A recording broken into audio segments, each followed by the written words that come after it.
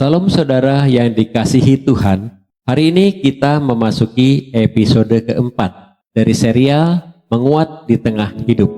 Ada masa-masa di mana jalan hidup kita terasa sempit, tertutup, atau bahkan buntu. Kita sudah berusaha, sudah berdoa, sudah menunggu, namun belum melihat jalan keluar.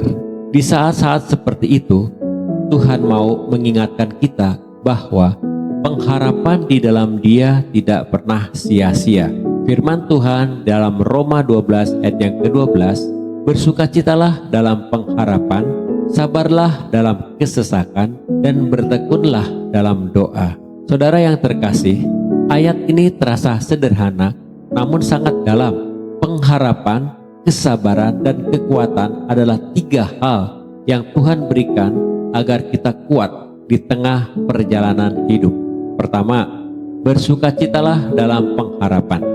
Sukacita bukan datang dari keadaan yang sudah berubah, tetapi dari keyakinan bahwa Tuhan sedang bekerja, meskipun kita belum melihat hasilnya.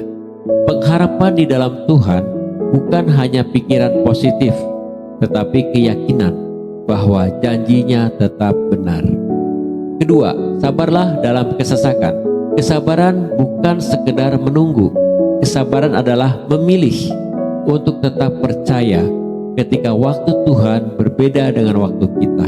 Kadang Tuhan mengizinkan kita berjalan melalui jalan yang tampak buntu, bukan untuk menghukum, tetapi untuk menguatkan dan membentuk iman kita.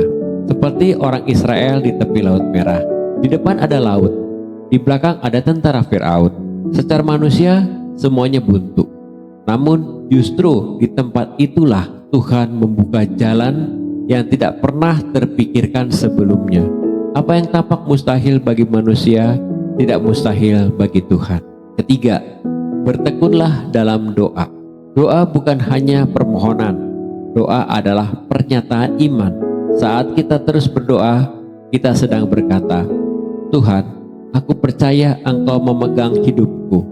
Ketika doa menjadi gaya hidup, hati kita semakin peka terhadap pekerjaan Tuhan, bahkan dalam keadaan yang paling sulit sekalipun.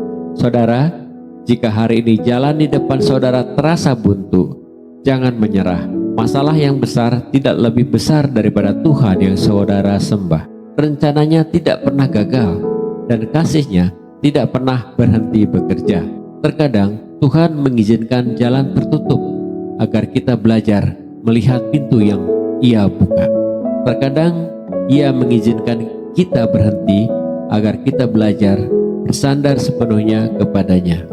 Dan seringkali saat semua pintu tertutup, Tuhan sedang menyiapkan jalan baru yang lebih baik dari apa yang kita bayangkan. Dan saudara, saya ajak untuk berdoa. Tuhan, kami datang membawa setiap jalan buntu yang kami hadapi.